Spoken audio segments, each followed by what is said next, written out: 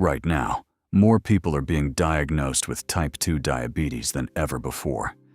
But here's something most people don't realize. A few decades ago, many of these same people would have been considered completely healthy. So the question is, are we actually getting sicker? Or are the rules simply changing? Let's break this down. Worldwide, the number of people diagnosed with type 2 diabetes has been increasing year after year.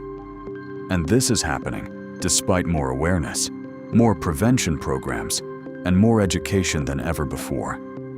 At the same time, the spending on diabetes medication keeps rising. So naturally, many people start asking, is this really just about health?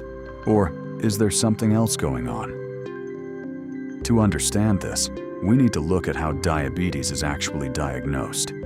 One key measurement is fasting blood sugar.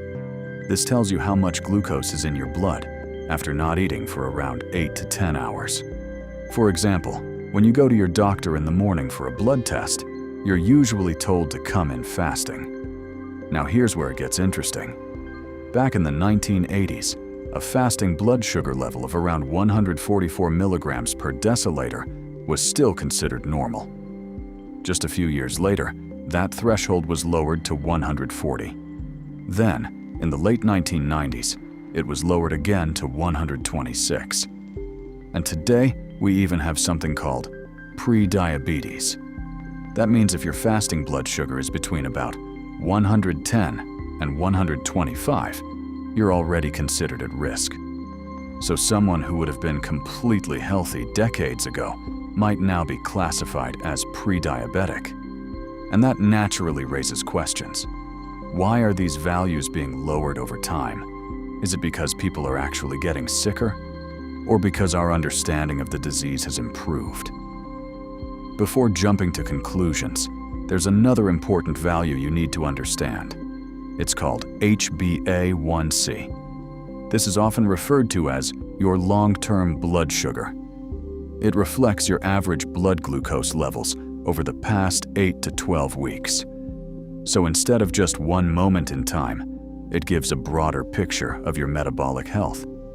And this value is also used to diagnose diabetes and monitor its progression. Now you might think, the lower your HbA1c, the better.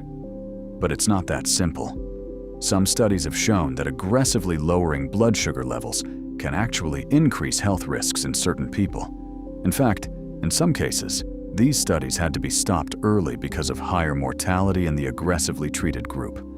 So clearly, it's not just about pushing numbers as low as possible, it's about balance.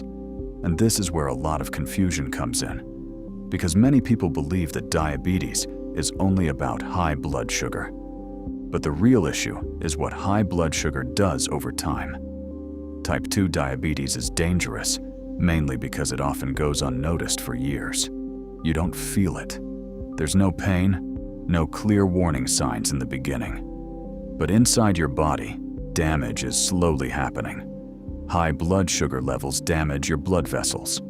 This increases your risk for heart attacks, strokes, nerve damage, kidney disease, and even blindness.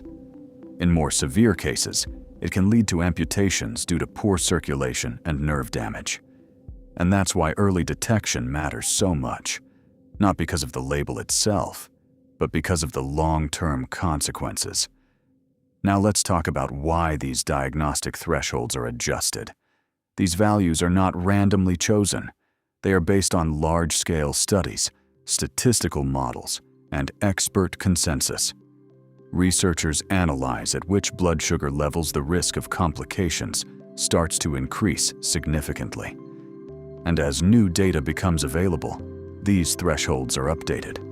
Because science is not static, it evolves over time. We have better measurement methods today, more precise data, and a deeper understanding of long-term risks.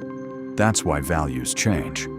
Not necessarily to label more people as sick, but to identify risk earlier. Now, does the pharmaceutical industry play a role in this system? Yes, they do fund studies. But that's also because research is extremely expensive. And without funding, many studies wouldn't happen at all. At the same time, these values are reviewed by multiple independent experts and organizations. So it's not as simple as saying, it's all just about money. The reality is more complex. Now let's focus on what actually matters for you. Type 2. Diabetes is strongly influenced by lifestyle, your diet, your activity level, your sleep, and your stress. These factors play a huge role in how your body handles blood sugar. For example, a diet rich in fiber, vegetables, and whole foods helps stabilize blood sugar levels. Switching from refined carbohydrates to whole grains can make a measurable difference. Reducing sugary drinks and ultra-processed foods is another key step. And movement is just as important. You don't need extreme workouts. Even regular walking, daily activity, and simple lifestyle changes can improve your blood sugar control. The World Health Organization recommends around 150 to 300 minutes of moderate activity per week. That's something most people can realistically achieve. Even small weight loss, around 5 to 10% of your body weight, can significantly improve your metabolic health. And here's the encouraging part. Your body responds quickly. Because visceral fat and metabolic dysfunction are highly active, they can improve within weeks if you change your habits. But only if you take action early. Because once complications develop, they're much harder to reverse. So instead of focusing only on whether you are diabetic or not, focus on improving your overall health.